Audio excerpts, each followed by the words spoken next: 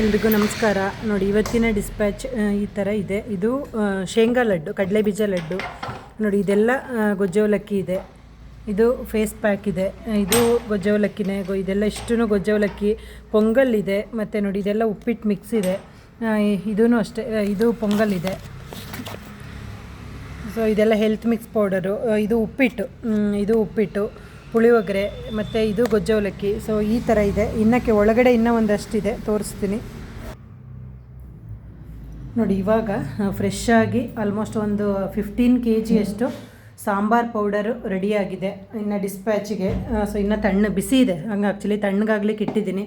ಅದ್ರ ಜೊತೆಗೆ ಬಿಸಿಬೇಳೆ ಬಾತು ಫ್ರೆಶ್ ಆಗಿ ಮನೆಯಲ್ಲೇ ಪ್ರಿಪೇರ್ ಮಾಡಿ ಇನ್ನು ಅದನ್ನು ನೋಡಿ ಸ್ವಲ್ಪ ತಣ್ಣಗಾಗಬೇಕು ಅಂತ ಓಪನ್ ಮಾಡಿ ಇಟ್ಟಿದ್ದೀನಿ ಈಗ. ಸೊ ಇದು ಅಷ್ಟೇ. ಇವತ್ತು ಪ್ರಿಪೇರ್ ಆಗ್ತಾಯಿದೆ, ಇವಾಗ ಡಿಸ್ಪ್ಯಾಚ್ ಆಗ್ತಾಯಿದೆ. ನೋಡಿ, ಸಾಂಬಾರ್ ಪೌಡರು ಈ ಸತಿ ಇನ್ನೂ ತುಂಬ ಚೆನ್ನಾಗಿ ಬಂದಿದೆ. ಆ್ಯಕ್ಚುಲಿ ಅಮ್ಮ ಇದ್ದರು, ಸೊ ಹಾಗಾಗಿ ಅಮ್ಮ ಪ್ರಿಪೇರ್ ಮಾಡಿಕೊಟ್ಟಿರೋದು.